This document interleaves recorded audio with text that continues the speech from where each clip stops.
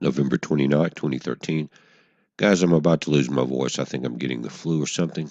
But you notice iSun going out of the top of the stereo behind. Now, these are different timestamps. Notice the 29th and on the 30th, a couple hours apart here. But I've been waiting for these CMEs to start as iSun pulled away. Also, the timing may have a lot to do with not only iSun, but the pole flip on the sun.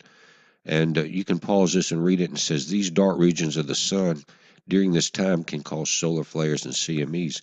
And one of the peculiar things about this solar flipping of the magnetic poles is they've been waiting for it for about 2 weeks.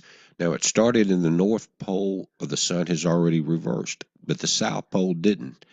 But what one of the signs is that the sunspots start moving to the bottom and we start having more activity.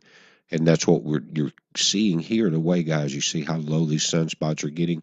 And on November 15th, they announced it should be about 2 weeks away. Again, here you see that they're getting closer. Now we're looking at Earth-facing images, and we've had an increase in the solar sunspot summary today, and I'll show you that. But pause this and read it if I don't read it all, guys. But it tells you a little bit about the polarity reversal with the sun's magnetic field.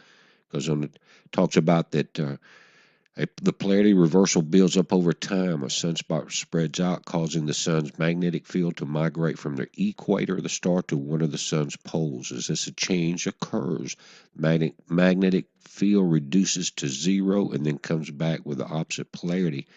And you can read about that in the magnetic sheet, guys. It's interesting. But it happens every 11 years, so it's not like an Earth-ending event. But it does ripple through, and it can cause grid problems from these CMEs. And this is a wider view from LASCO C3. But the images have advanced from this time. The movies are not coming in still on LASCO. You can get them some, but it seems like the whole site's locked up.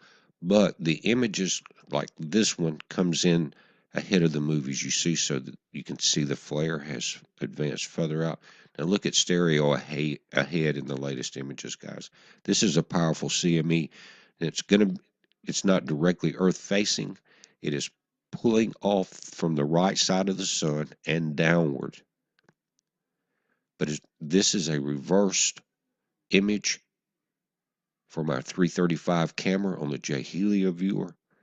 You can see there is a flare in that image in the middle of the sun that is effective. That is not picking up on that CME chart. Now, if you look at the flare tracker, you can see the CME went off to the right and to the bottom. We will have the auroras will be affected, but this flare that you're seeing here has not been picked up by our satellites yet. It's getting kind of rough, guys. So if you see a silent video that says no audio, I will type in the information if it's real important and I'm having trouble. But this large sunspot, guys, that we're looking at here may give us some trouble. It's going to be Earth facing here in a few days, and the ones beside it now are getting geared up.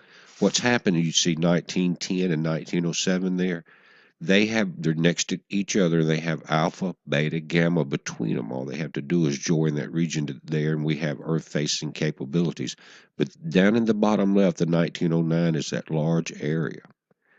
1908 is also turning Earth-facing. So as iSun peels back, we're going to have to wait and see if that charge builds up. Remember how far iSun was on the 19th, guys, when that X flare peeled off and struck it, and that iSun caused that flare. So you go back that many days and that many miles and you'll see. But we're going to watch it, guys. It's a heads up. Be safe.